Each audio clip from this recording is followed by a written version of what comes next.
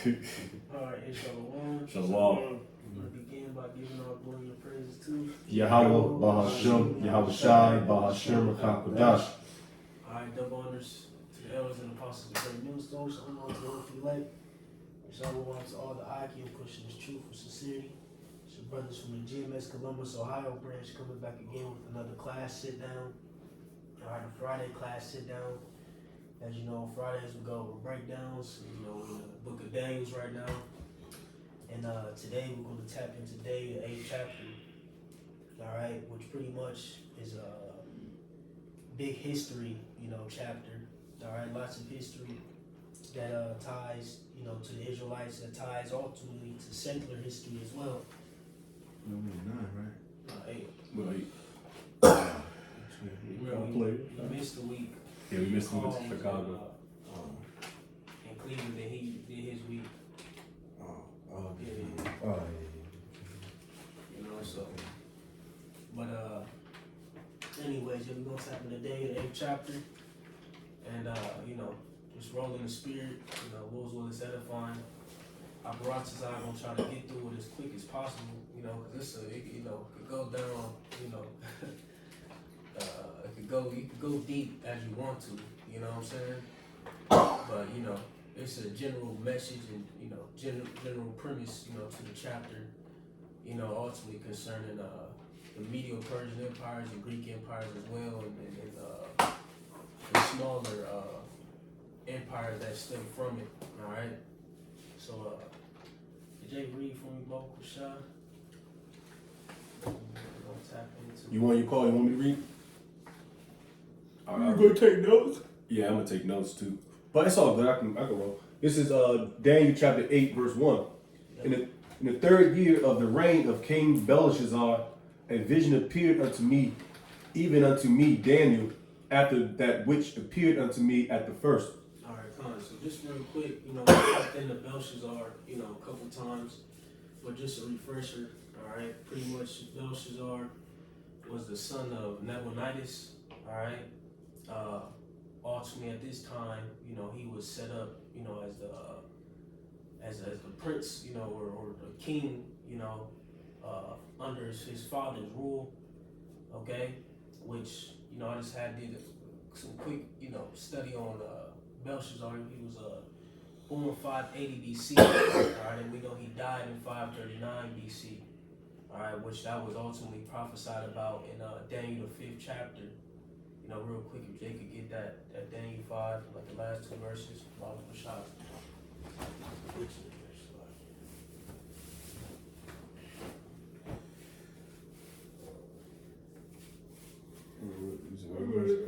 Like the last 2 verses.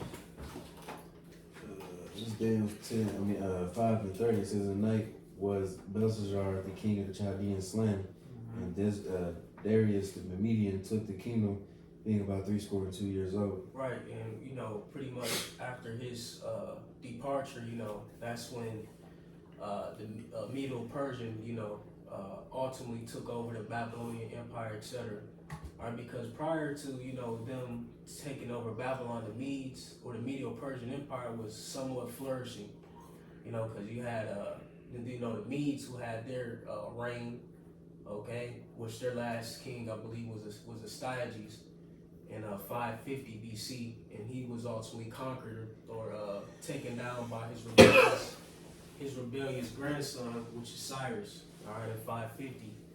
And through Cyrus's reign, he ultimately, started, his conquest and conquered Babylon in 539 BC. All right. So, you got it, bro. Verse 2. It says, and I saw... It's like it, pretty much, Belshazzar reigned, they say, record city from 552 BC to 539.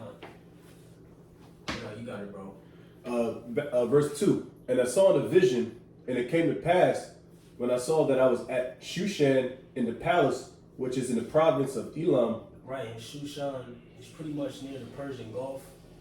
All right, it's in between pretty much where ancient Babylon would be and, the ancient Medo-Persian Empire. If you look on a map, you'll get a ideal where it's at. You know, it's in between those two regions. You know, where the Medes and Persians were and the Babylonians. You got it, bro. All right. And I saw in the vision, and I was by the river of Ulai. Yep.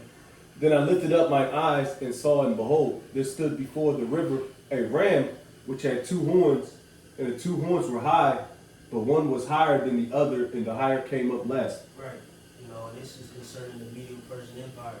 All right, because like I said, when you go into Daniel 5th chapter, all right, it was prophesied about, you know, Belshazzar being taken out of power and the Medes being set up. We just read in that Daniel 5 in the last couple verses. All right, which we know that Darius to be, you know, through secular history, which we believe and lines up, you know, with the scriptures and the Astyages. All right, like I said again, which was the grandfather of Cyrus on it, I believe, through his mother. Okay, and once he rebelled against his grandfather, instead of, you know, killing him and taking him down completely, he set him up over the province of Babylon. Now that's why when you read and Jake it real quick just to prove that is it Bell and the Dragon, the first chapter? Yeah, Bell and the Dragon 1. Let me start at the top. Yeah. So Bel and the Dragon, at the top it says, and King Astyages was gathered to his fathers, and Cyrus of Persia received his kingdom. Right, he received it, you know, so he inherited it back. All right, because you got to think between the Medes, the Persians, and the Babylonian Empire. Jake, you know, just if Jake could Jake pull up a map real quick, just look up the Medes, Persians, and Babylon, you know, on a map, so you understand how much land, you know, or how big these empires were, you know, because at this time you pretty much had co-reigns, all right, where Cyrus being the ultimate king, he set up other kings under him to rule these different provinces and land masses, you know, just so, you know, just for brothers, so they, you know, they get an idea how big this was. You know, they can see, understand why he set up, you know, different kings, etc., to reign in these different regions. You see? Yeah. So you got Babylon, the Medes, the Persians, which is like southeast.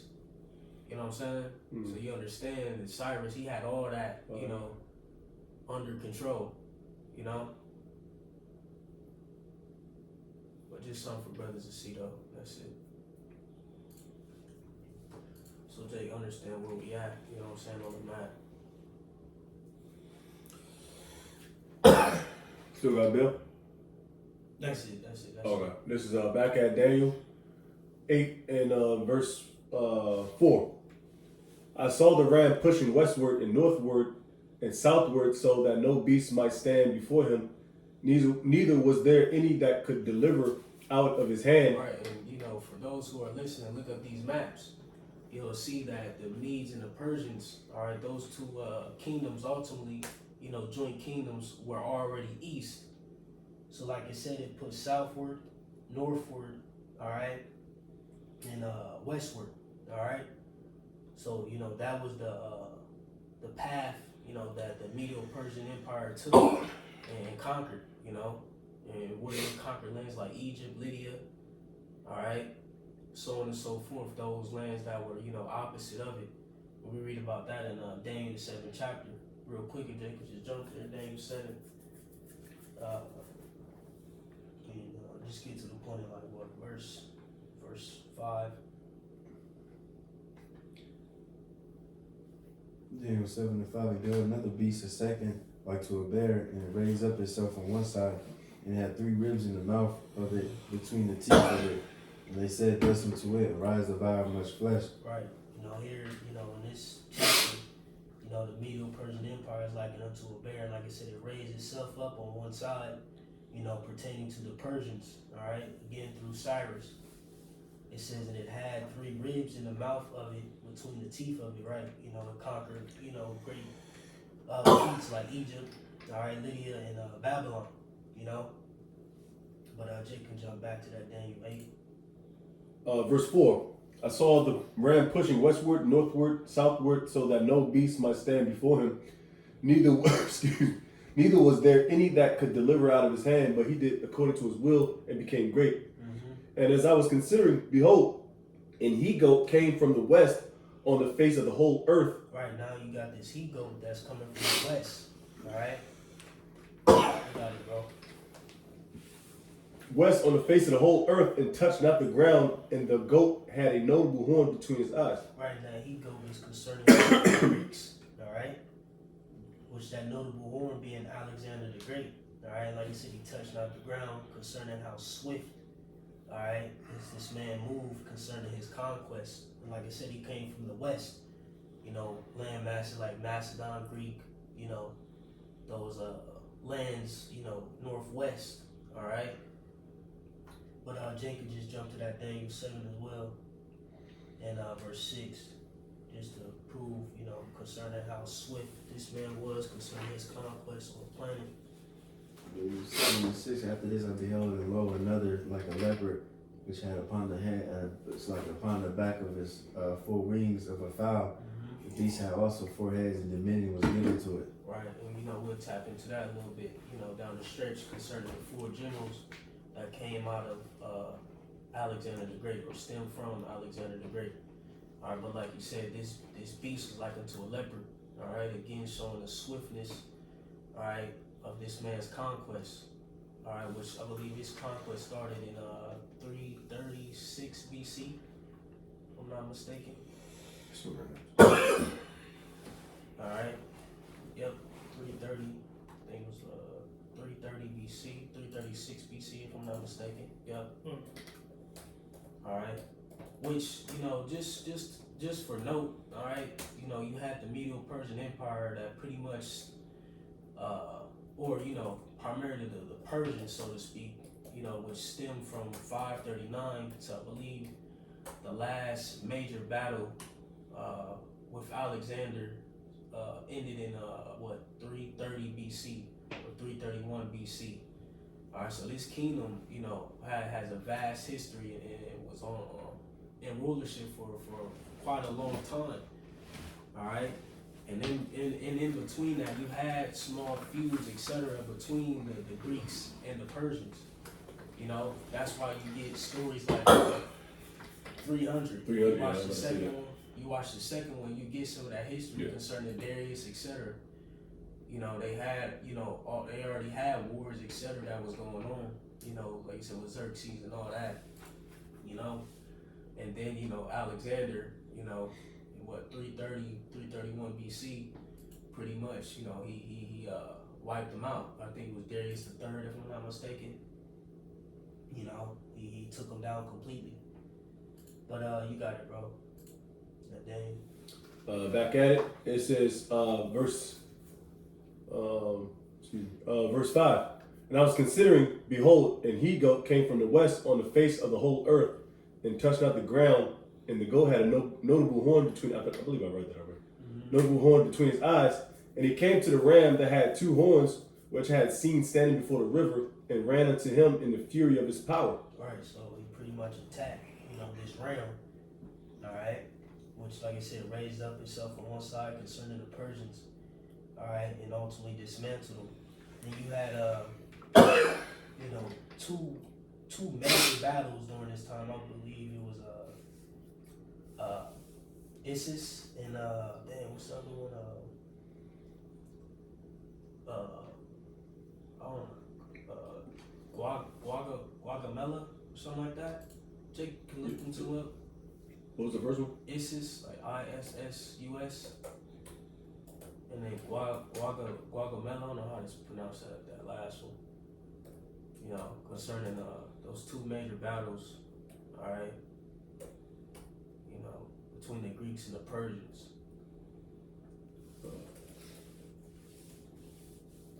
But like I said, prior to that, you had different, you know, battles like the battle of the Marathon and all that. You know, that had transpired prior to, you know, the Persians being completely dismantled. You know, it's like ISSUS or something like that. And like GUAGAMELA, something like that. They could look them 2 joints this up real quick.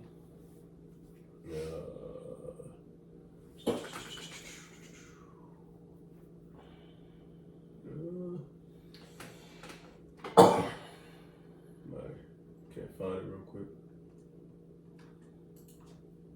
Alright. Look at this, the Battle of Issus Yeah, it's Guatemala. Guatemala. Yeah, Mhm. yeah.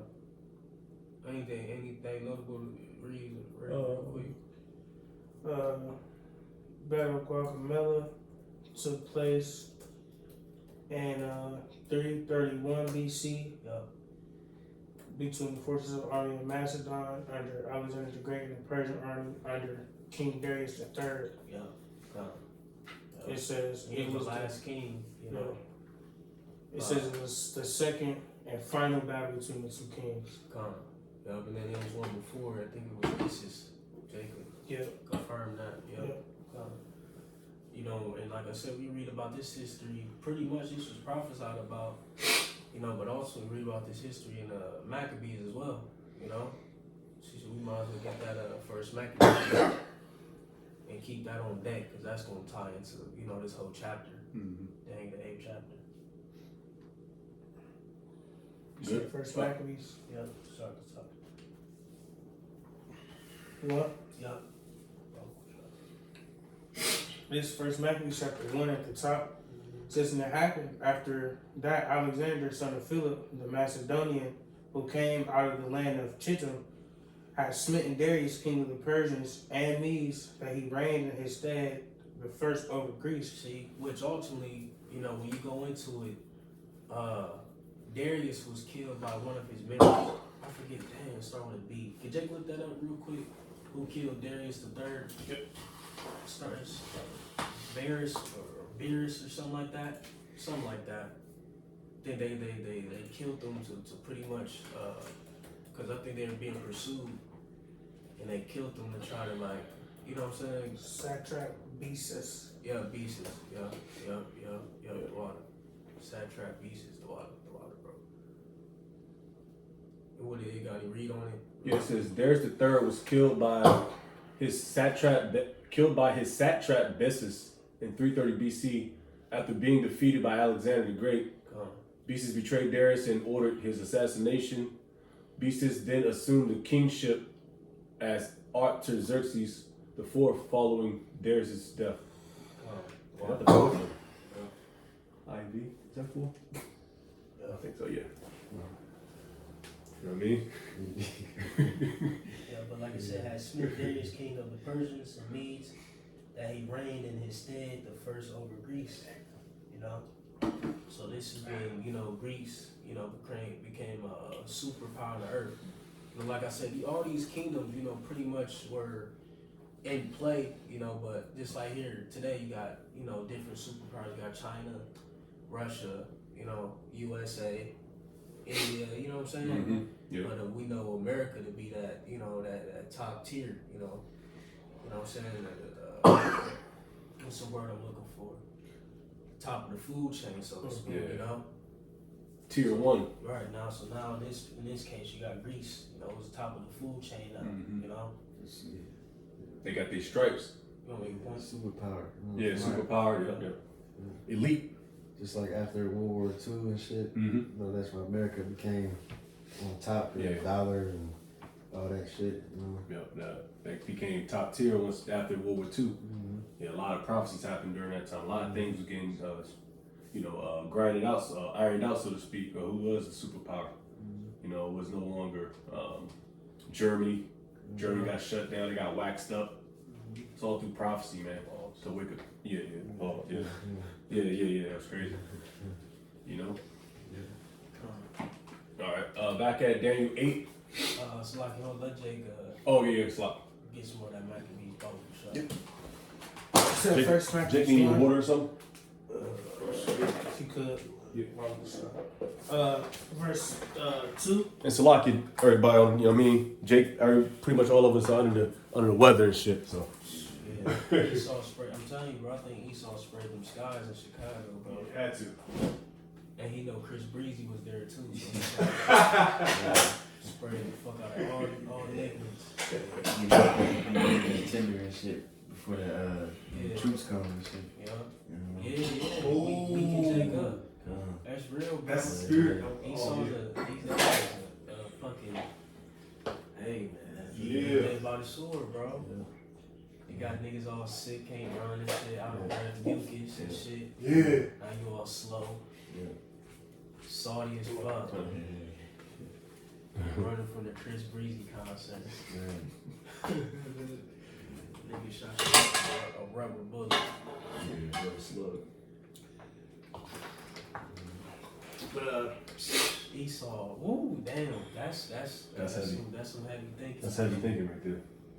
Hey, Jacob's trouble, bro. Spray shit, weaken Jacob's immune system, make it easier to capture Jacob. Yeah. But you got it, bro. First Maccabees 1. First Maccabees 1 and verse 2 says, "It made many wars and won many strongholds and slew the kings of the earth." Right, you know. Plenty. And like I said, this all taps into today, the 8th chapter. This is so beautiful, man. Just going over this chapter. Because this literally is a prophetic chapter, and then an account is written about in the scriptures. You know what I'm talking about? And not only that, all this is written in secular history as well. You know, like, you know, the scriptures, the Bible is like one of the most credible books on the planet. Right? Like, people believe it or not. People look at the Bible as fiction. Right. And all that shit. Like, nah, bro, this is real history, bro. And this is how we know ultimately that the Apocrypha is canon as well. That's tight. You know? Yeah, in the scriptures is literally not. This is literally fact. This is the most accurate manuscripts, a historical book in history. You know, Esau want to talk hella shit about it. You know, there's some contradiction, and man, that shit's some bullshit, man. It's not. It says this is a little off note. You know what I mean? It's 99% accurate, and the 1% that's not accurate is just minor errors that don't even affect the story. You know what I'm saying? Which probably happened through translations. Yeah, just like the Deuteronomy, Yeah. thou shalt not avoid an Edomite. Yeah, that's the only one that people can bring up is that in John 3:16, Yeah. which that's already, you know what I mean, squashed. Yeah. Just mistranslations and all that, you know? Yep, but hey, the scriptures is true, man. This is beautiful, bro. This is real history, man. You know? But you got it, brother. First Maccabees 1 and verse 3 says, "And went through to the ends of the earth and took spoils of many nations, insomuch that the earth was quiet before him, whereupon he was exalted and his heart was lifted up. And he gathered a mighty strong host and ruled over countries and nations and kings who became tributaries unto him." Alright, you can stop there now. Jump back to that Daniel 8th chapter. All right, back at it. Daniel 8 and verse 7. And I saw him come close unto the ram, and he was moved with choler against him, and smote the ram, and brake his two horns. Yep, that's exactly where I'm going. Right, because like I said, but prior to, you know, them final battles between the Greeks and Persians, you already had scrimmages and different wars that was breaking out between them. You know, like I said, a good movie reference is 300. In particular, the second one. You know, the second. I don't know if Jake ever watched the second one. I forget what it's called. It's like 300 Spartans something. I forget exactly what it's called, but it taps into some of that. You know, dealing with Darius. You know, the rise of the Greeks. You know what I'm saying, and all that. You know. Rise of the Empire. Yep. What's it called? Rise of what? Rise of the Empire. Yeah, because right. You know, that was during the time. I think that battle can. It's like, yeah, I just want to see. I wonder if that battle was the Battle of Marathon or not. What battle? Well, choler just means intense anger or wrath. Just to get that definition real quick Wow. out of Daniel 8 verse 7. Can you look up what battle was depicted in that movie? I forget. I don't know. Battle of Artemis. Okay, Artemisium. and the Battle of Salamis. Okay, do it say years?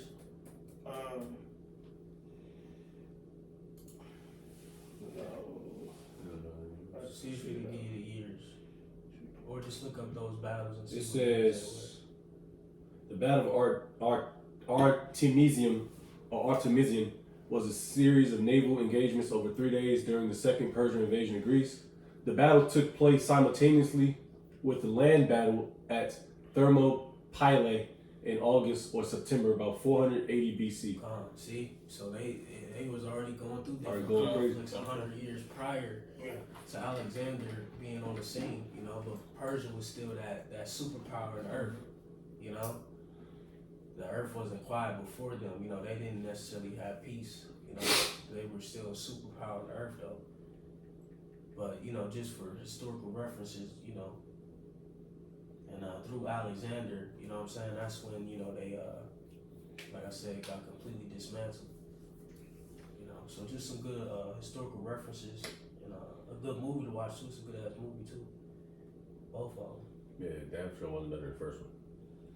You said it wasn't? No. Hell no. Hell no. But it was decent though. What Jake's golfing? No. You know what I'm saying? It was decent. It was alright though. Yeah, I kind of vaguely remember that movie. You know what I It mean? was bogus as fuck. Yeah, that's what I'm saying. And he had the horse. Jake, remember that? You watched that joint, right? Yeah. And then he had the horse and shit. I mean, that shit was fire, but it's like, nigga, shut the hell up. When he was going through the boats with the horse and shit, that shit was hard. Man, stop it. Horse been scared as shit. Well, I mean, hey, you never know though. Shit, she was mightier than shit back then, you know? Mm-hmm. But Jake could jump back to that thing. Yep. Back at 7, and smote the ram and break his 2 horns. So you at 8? Oh yeah. No, I'm on 7. Oh. Yeah. 6. You want to start back at 6? And he came to the ram You that. can start at 7. Yeah. And I saw him come close. That definition. Yeah. And I saw him come close unto the ram, and he was moved with a choler or great anger against him, and smote the ram and break his 2 horns. And there was no power in the ram to stand before him, but he cast him down to the ground and stamped upon him, and there was none that could deliver the ram out of his hands. Right, so like it real quick. Jake, look up, cause man, this nigga Alexander was cold real quick. Like Esau, bro, the sword. Cause I believe he fought. I believe those battles. Darius III set up 100,000 to 150,000 men, while Alexander set up, I believe, 50,000. But the way he defeated them or conquered them is pretty much he broke through the middle of their formation. You know what I'm saying? That makes a lot of sense, because during the Maccabees, they outnumbered the Israelites by massive numbers in armies and chariots. So just like today, about the Native Americans, the Gadites, and all them, they had to use small skirmishes to confuse them, using good flanking techniques. Hit them on the oblique side, which is the weakest side. Hit them and move off. You know, so he was right. They hit straight with striking force, but they got weak on the sides. Yeah, can Jake look that up real quick? What the Maccabees? His tactics. Okay. And just look up Battle of Gaugamela war tactics or something. You know. I got some. It said Alexander the Great employed a versatile conquest method combining a disciplined combined arms military formation. Yep. Combined arms. That goes into your foot soldiers. Well, you see today, but back in the day, your chariots, your horsemen, your artillery, which is the shit, the arrows, and you got your foot soldiers, your infantry, light infantry. That's the combined. You go ahead, bro. It says aggressive cavalry. You want to make points? Oh no, I got something later. It says charges. It's all fire. This manly as shit. Yeah, man. So you aqua out there listening and learning. So like you got it, bro. It says So aggressive. aqua out there listening and learning. And So you gotta silence. say shout. You got it, bro. It says aggressive cavalry charges to break enemy lines. They focus on capturing or killing the enemy king to collapse their army. Flexible tactical maneuvering such as flanking and opportunistic sieges and Jake, can you strategic. explain the flank? Yeah, pretty much a flank is say you got your main target, or your main effort is going, let's just say north. All right, moving north. A squad is moving north. Now or a team. Let's just say a squad is moving north.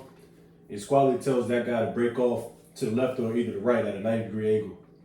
So once they get farther out to the engagement zone, they push at so it's like they're sweeping from the left to the right or from the west to the east.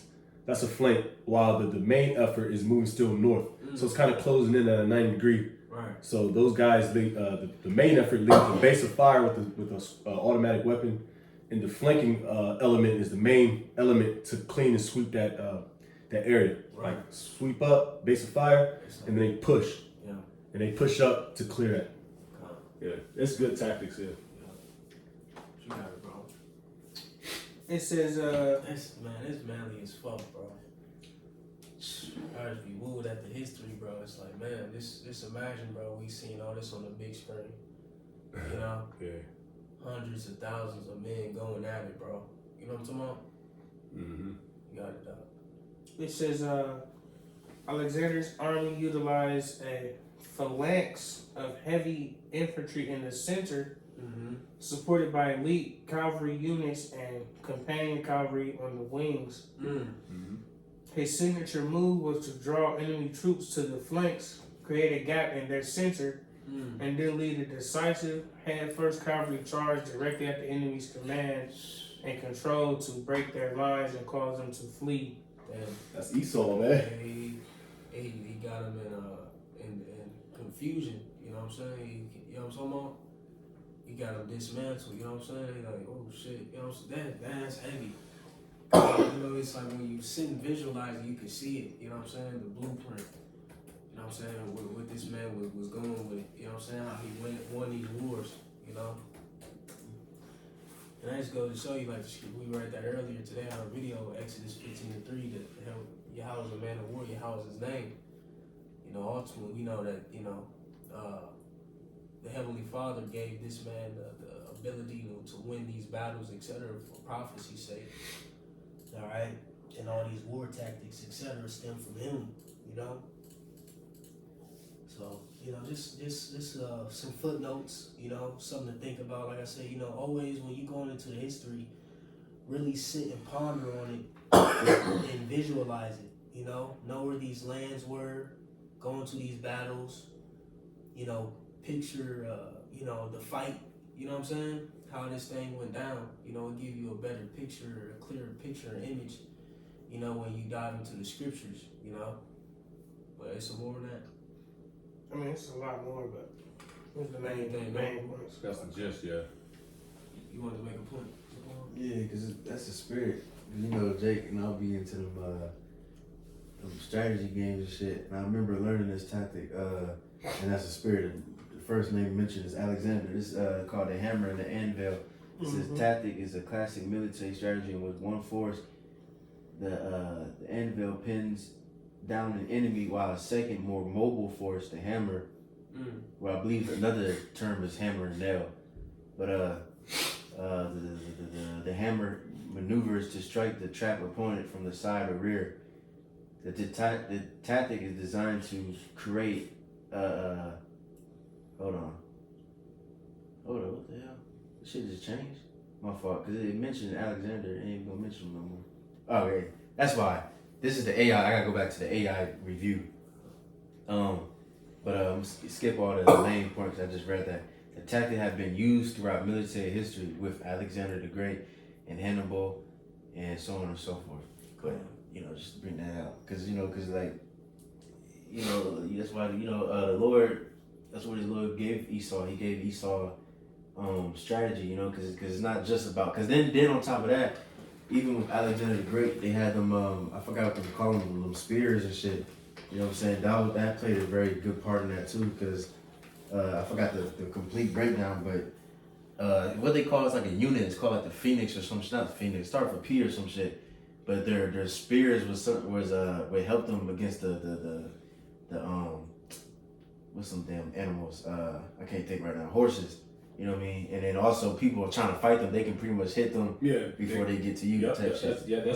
that's all in the Maccabees. Mm-hmm. That tells you they couldn't veer off because those spirits are so damn long. Mm-hmm.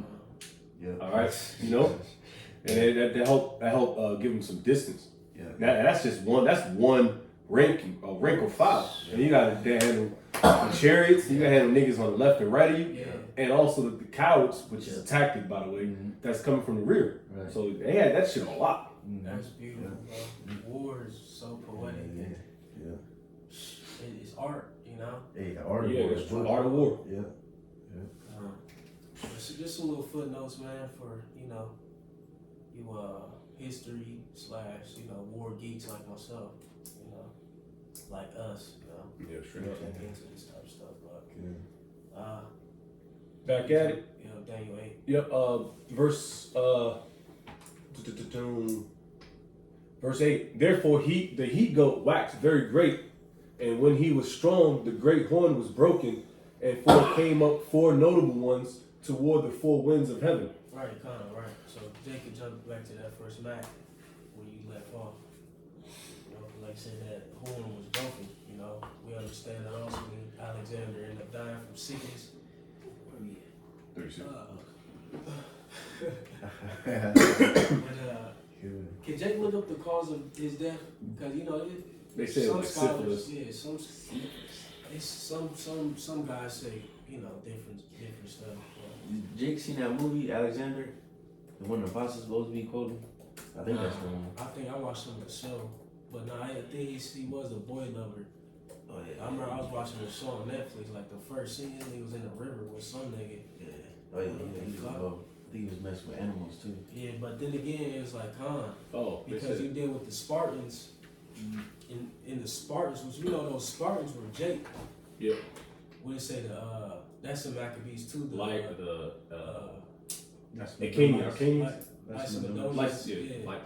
And the Jews are brothers. But what did they say in what was it, Leonidas? We say those Athens boy lovers. Oh yeah. So they was some mighty ass Edomites, but them they was weirdos, just like now. Yeah, mighty ass 6'6" Brock Lesnar type built niggas. You know what I'm saying? But they be all into that freaky shit, man. Yeah, they said he died of typhoid fever, Right. which could be honestly an autoimmune disease. Yeah. Fever. He could have died of AIDS, so to speak, before it was called AIDS. Yeah, they said also he had like liver disease and stuff like that from a heavy alcohol consumption. Oh yeah, that makes sense too. Pancreatitis. Yeah. What else they say? Yeah, liver disease. All that. He was in a coma for 2 weeks before he died and all that type of shit. Verse 10. Verse 9. And out of them. Hold on, Jake got jumped to that Mac. Oh yeah. First Maccabees 1 and verse 5. It says, and after these things he fell sick and perceived that he should die. Wherefore he called his servants, such as were honorable and had been brought up with him from his youth, and parted his kingdom among them while he was yet alive. Right, so, on his deathbed, he parted his kingdom to his 4 generals, which, we know that would be Cassander, Licinius, Ptolemy, and Seleucus. Alright, but, in some cases, when you go into it, there were other generals. Those were the 4 main ones. And some scholars swap Cassander and what's his name? Antigonus, if I'm not mistaken. As his 4 main generals, which I believe when you go into the Diadochi, which Diadochi just means successors. In some cases they say, because it was feuds between them, they were divided. And I believe Antigonus, if I'm not mistaken, and Cassander were fighting over, was it Macedon, if I'm not mistaken?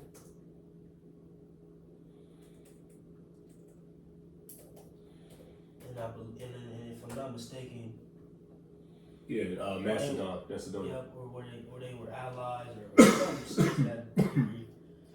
But you could go into that history, you know. But ultimately, you know, Cassander, Lycemius, or Lycomeus, however you want to say it, Ptolemy, the solution. It's yeah, you said it damn almost damn near correct. It's Antigonus. Yeah, you know, like I said, some people interchange Cassander and that man, you know, but From what I see, they work together. yeah, Oh, you said Antagonist and Cassandra. right, yeah. This makes sense. Why they didn't switch them out? right. If they was together. But right, so you had, you know, Cassander or antagonist who had control over portions of Macedon. Then I believe Ptolemy, Egypt, Seleucus, more Asia, East, and Lysimaeus. Could you look up I'm looking. Lysimaeus?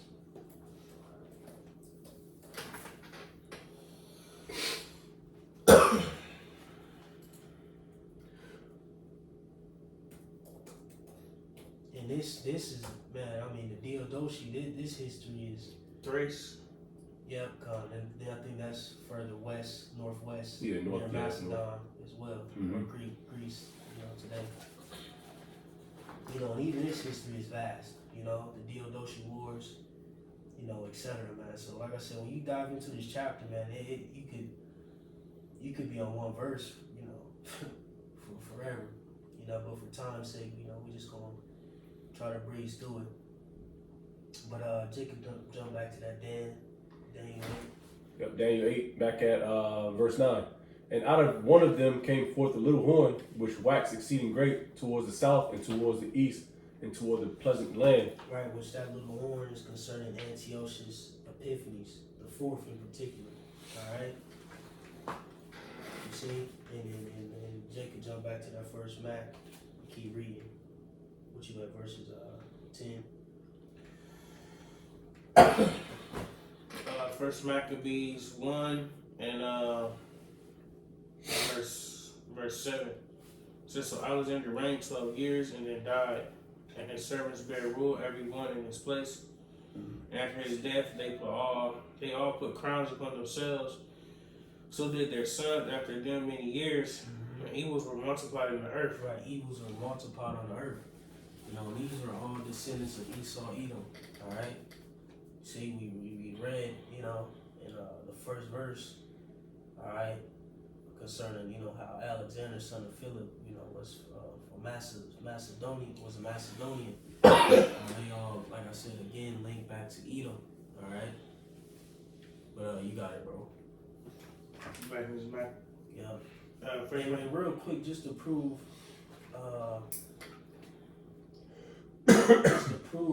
those Greeks were Edomites, it's a scripture I'm thinking about in Maccabees.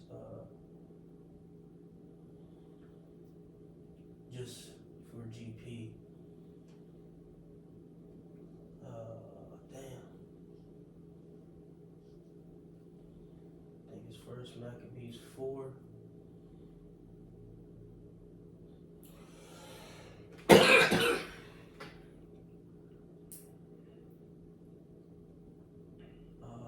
Shit.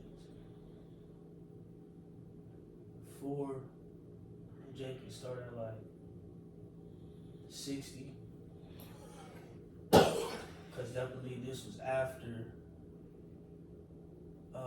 they had started, you know, where, you know, Hanukkah was being set up, the dedication of the temple. And Jake, real quick, just get First Maccabees 4 and 60.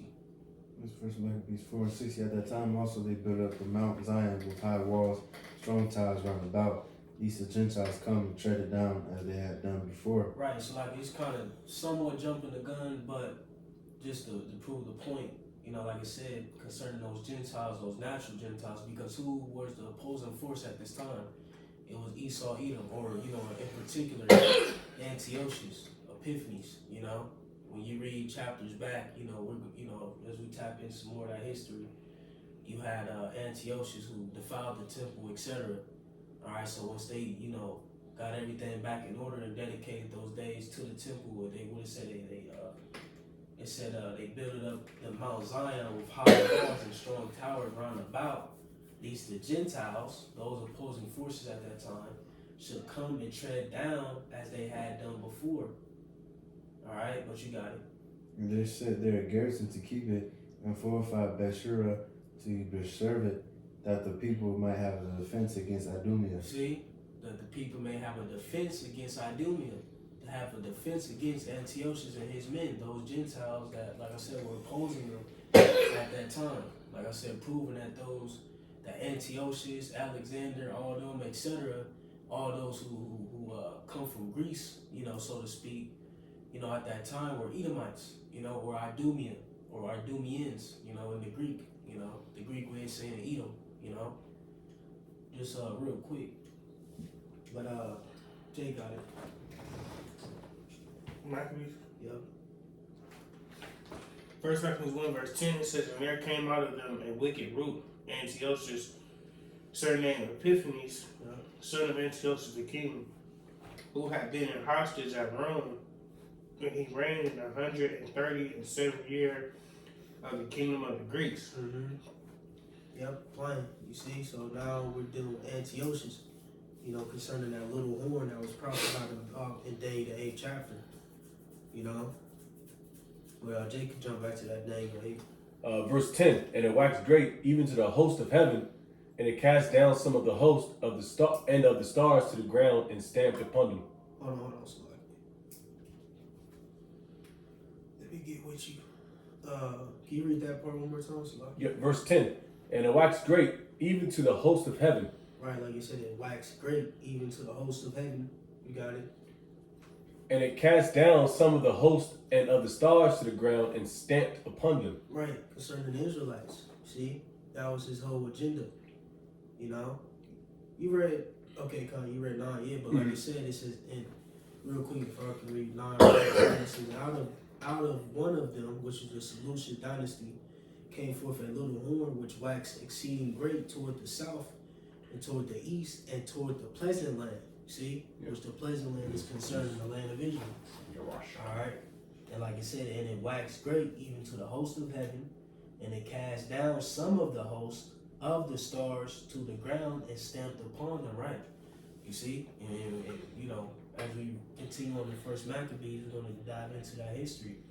Where this man came with a cruel rulership. First he came with pleasant words, all right, or flattering words, I believe, as it is written. But ultimately, as it says in Psalms 55, his words were smoother than butter, all right, but war was in his heart. You see, and that just goes to show you that Esau, just genetically got those serpent-like tendencies, man. But you got it, bro. Verse 11, yea, he magnified himself even to the prince of the host, and by him the daily sacrifice was taken away, and the place of his sanctuary was cast down. Right. See, and by him the daily sacrifice was taken away. Right. He defiled the temple. All right. Can Jake get we can stay in that first Maccabees. And really, when you read, Daniel the 8th chapter, first Maccabees, the first chapter, pretty much covers it all. But you can jump to this is bad, bro.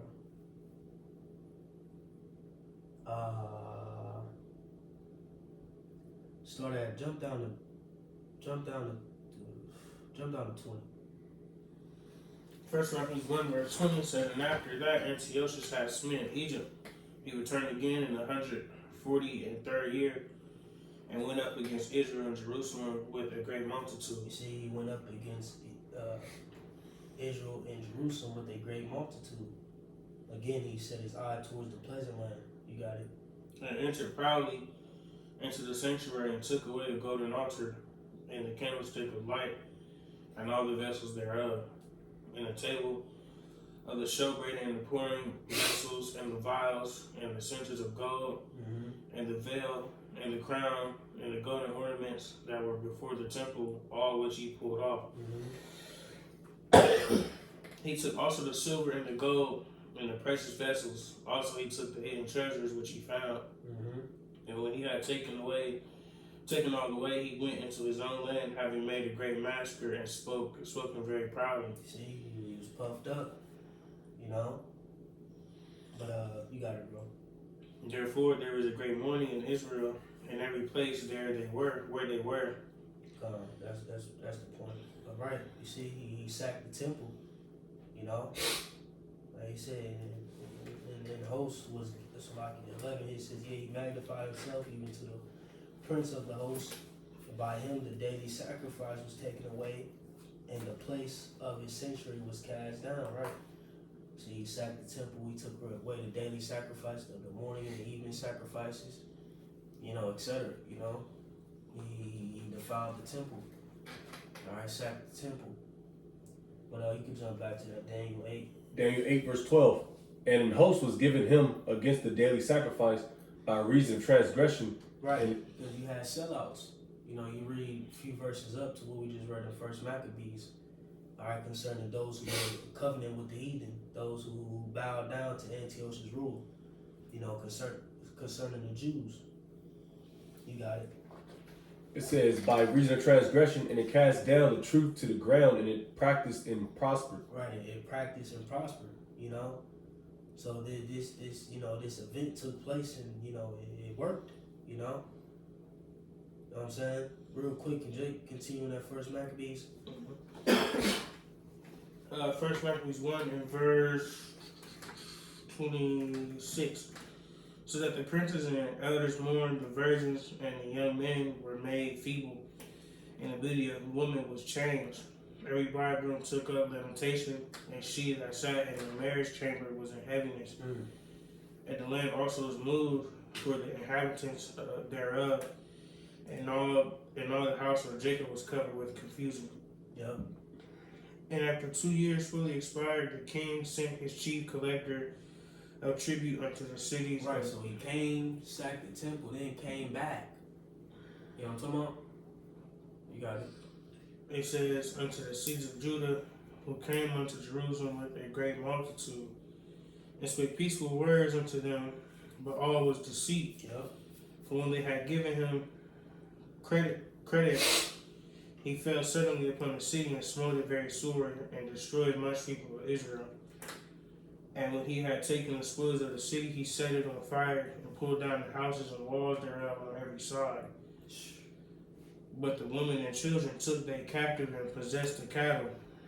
Then builded they the city of David with a great and strong wall, and with mighty towers, and made it a stronghold for them. Keep going. And they put therein a sinful nation, wicked men, and fortified themselves therein. Yep. They stored it also with armor and victuals, and when they had gathered together the spoils of Jerusalem, they laid them up there, and so they became a sore snare. Mm-hmm. For it was a place to lie in wait against the sanctuary and an evil adversary to Israel. Thus they shed innocent blood on every side of the sanctuary and defiled it. And so much that the inhabitants of Jerusalem fled because of them, whereupon the city was made an habitation of strangers, and became strange to those that were born in her, and her own children left her. And see, this is the history you gotta know to understand the Gentiles in the New Testament, bro.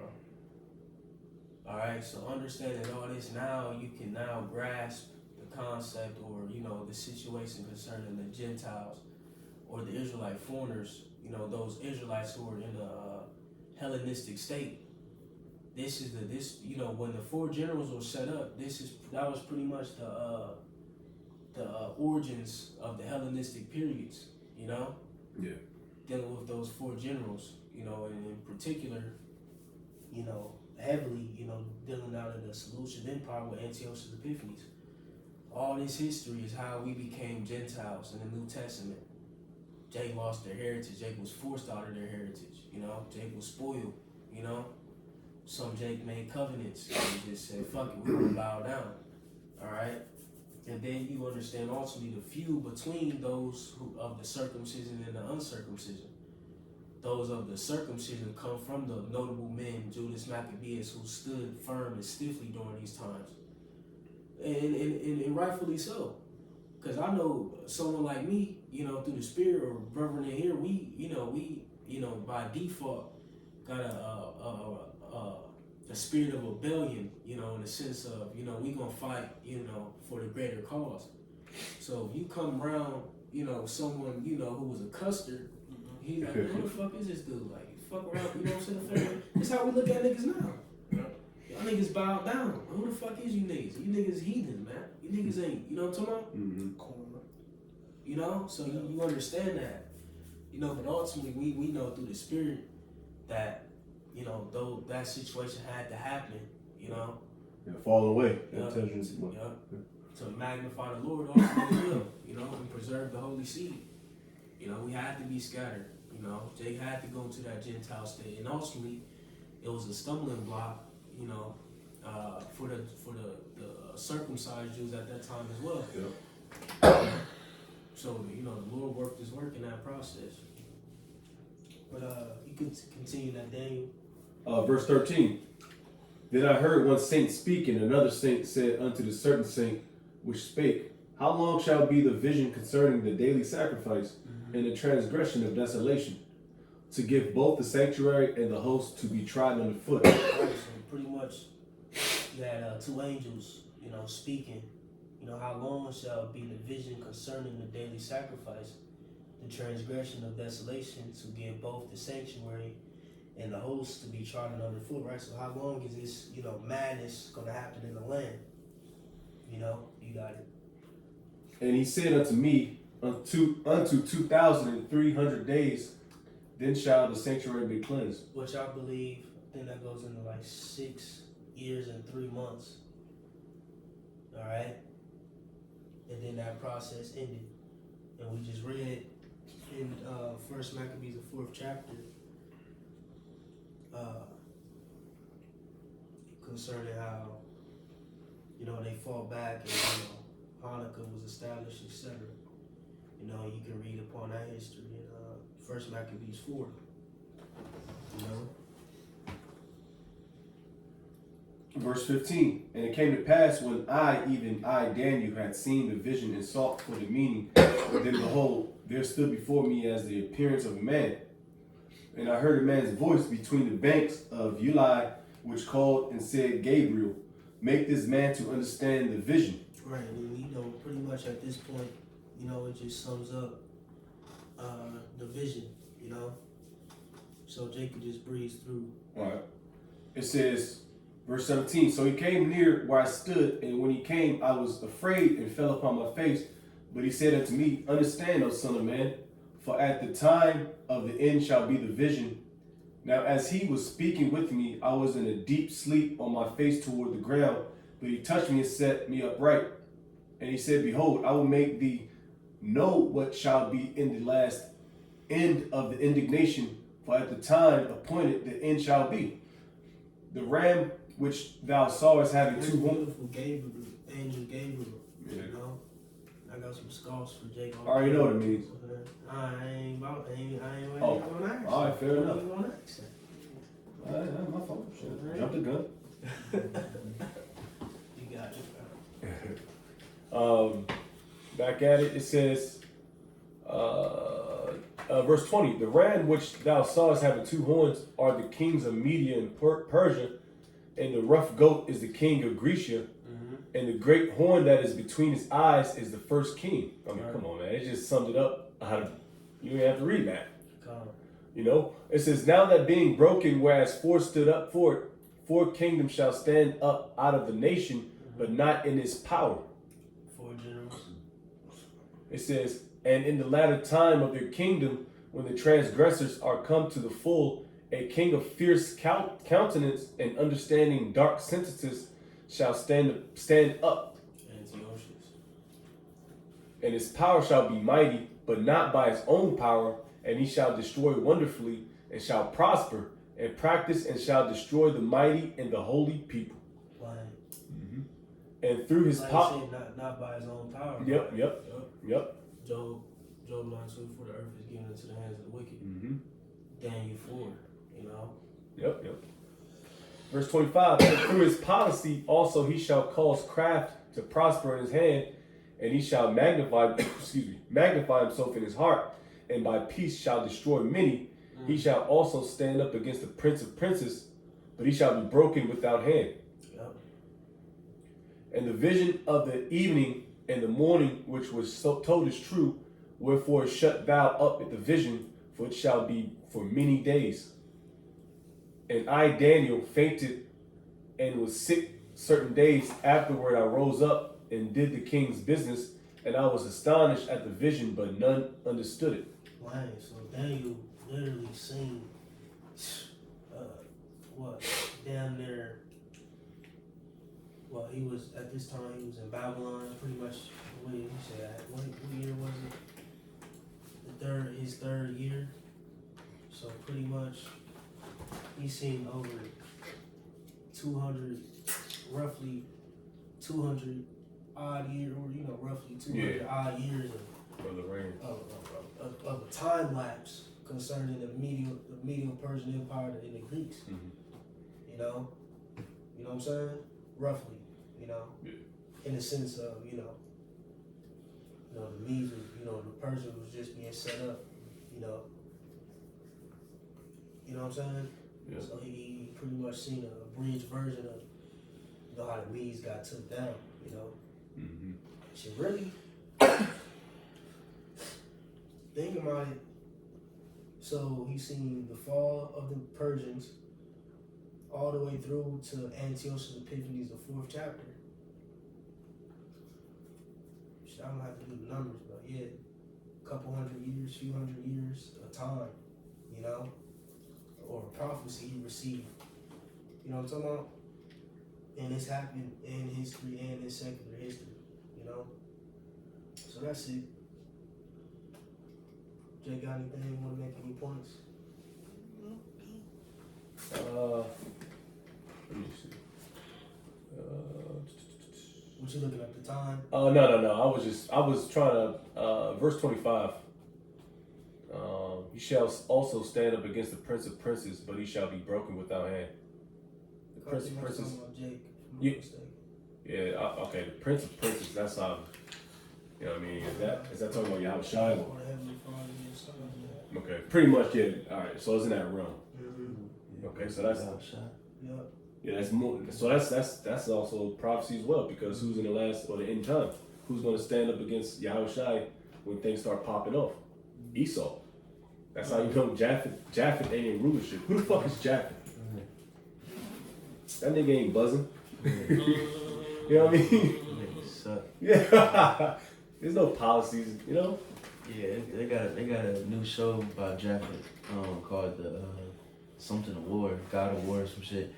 That nigga, he was mighty, but he was just like, he was butt ass naked. You know what I mean? He had like, the men was more naked than the women. Like their armor and they're nothing. They ain't touching Esau pretty much. They can't take over the world, man. Yeah, the Hawaiians and shit. They was showing Hawaiian history. They can't even keep that safe. Right.